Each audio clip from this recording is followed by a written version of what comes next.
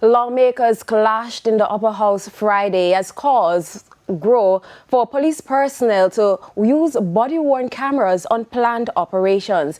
Now, the calls have intensified as police fatal shootings this year soar. Dwayne Anderson reports.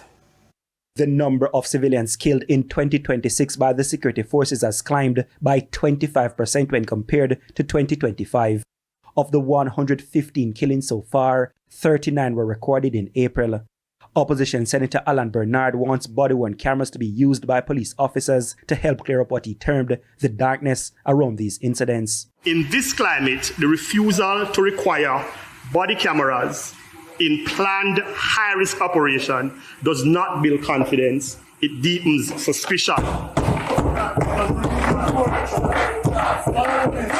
The government cannot say Jamaica needs a trusted digital society while resisting the very technologies that would help citizens trust the state.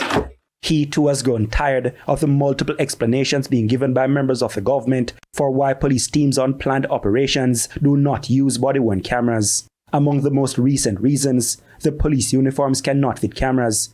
And quote, "It is crazy to expect police to have on cameras while gunmen fire M16 rifles at them," end quote. The minister responsible for national security says cameras make police targets. But that cannot be the end of the discussion.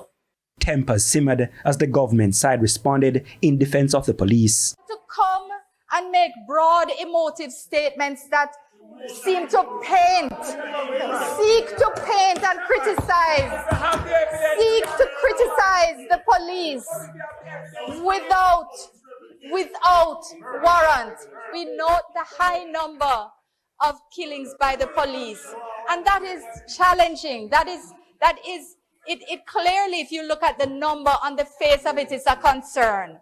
But you must also look at the number of exonerated policemen, the number of actual convictions that take place where those allegations are made. A suggestion also that the Independent Commission of Investigations, INDECOM, should follow the example of police detectives when probing matters. Look at the closure rate of our detectives in respect of murder. Nobody gives them any filmed evidence. Look at the clear-up rates of the police and look at the clear-up rates of INDECOM and ask the question, how do the police solve crimes? They are not given video evidence. They do good police work. They investigate. They use forensics, and they do that to solve crime. INDECOM can do that too. The lawmakers debated the issue in the upper house on Friday, where government senators again reminded the country cameras have been bought for the police to use. Prime Minister said it earlier, even again in the year he confirmed 1,000 purchased and here more in procurement. Dwayne Anderson, TVJ News. Coming up later, China dropped tariffs on every African country except one. We'll be right back.